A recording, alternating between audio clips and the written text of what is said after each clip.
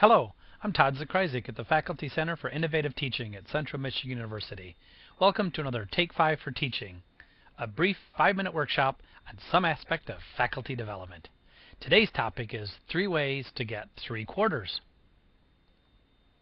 If there's anything you see in this presentation, please give me a call if you'd like to chat. Now, 3 ways to get 3/4, that's an odd title. So where did this come from? Well, I was thinking about it once when I was reading Chickering Gamson's Principle Number 7. Good practice respects diverse talents and ways of learning. And I got to thinking about that with respect to faculty development. If we are telling faculty members that to meet all student needs we have to present information in a variety of ways, perhaps we should do the same thing for faculty when doing faculty development efforts. In addition, there's a host of other considerations. For instance, faculty can't always make it to a given workshop. They don't always see an email that you send to them. And sometimes they can't open files that you send with information. That got me thinking about the whole concept here. So for faculty development, does it really make sense to provide information in only one way and expect everyone to get it? And if they don't get it, for some reason, it's their fault, because after all, we provided it. I don't think that makes sense. So let's try thinking about this in a slightly different way. First of all, ask yourself the question, what is the information or opportunity that you wish to convey? What is it that you want faculty to know about or be able to do? What are you trying to connect with them on? And next, instead of thinking about how to convey the information, think about what 3 ways you can use to convey this information. 3 distinctly different ways. Now, in providing 3 ways, keep in mind that there are many ways to get information to faculty. There are face-to-face workshops, emails you can send, brief hybrid workshops, you can send flyers, you can send web links. There's many, many ways. If you think for a moment, you can probably come up with many more. Let's try a specific example.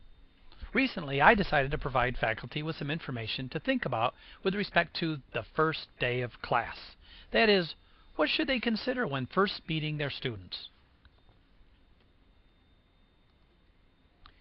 So instead of just thinking of one way in which I could reach the faculty, I tried to implement the 3 ways to get 3/4 and think of 3 very distinct ways that I could provide this information in hopes that maybe 75% of the individuals out there might in some way process and receive and be able to use this information. So the first one I came up with was the face-to-face workshop on the topic. I actually held a workshop that had about 80 people in attendance on the topic of first day of class, or some issues with respect to the first day of class. So that was my first way. For a second approach, I made a brief 5-minute video about this topic.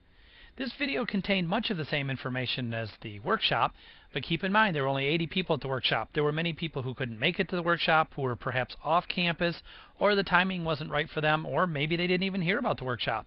So I simply emailed them a brief statement about the concept of the first day of class and the fact that this video addressed it, and sent them this link. Here's a quick screen capture of the actual video. This allows anytime, anywhere access to this information. For my third method, I created a web resource. On a web page for our Faculty Development Center, I listed many, many resources with respect to the first day of class. This web resource includes icebreakers, learning students' names, and some important considerations about what students expect and what faculty can expect on the first day of class. Here's a quick screenshot of our faculty development web page with respect to this material.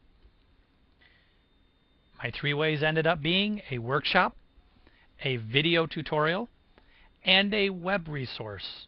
And as a result, I've given my faculty a much greater opportunity to actually get the information in a way that works for them, and to allow them to get to this material time and again if they desire to do so. On top of all of that, when next semester rolls around, I have 2 of the ways in which I can simply present to the faculty, and if they don't need to be updated, it's already done. Then I can simply offer the workshop and I have my 3 ways back again.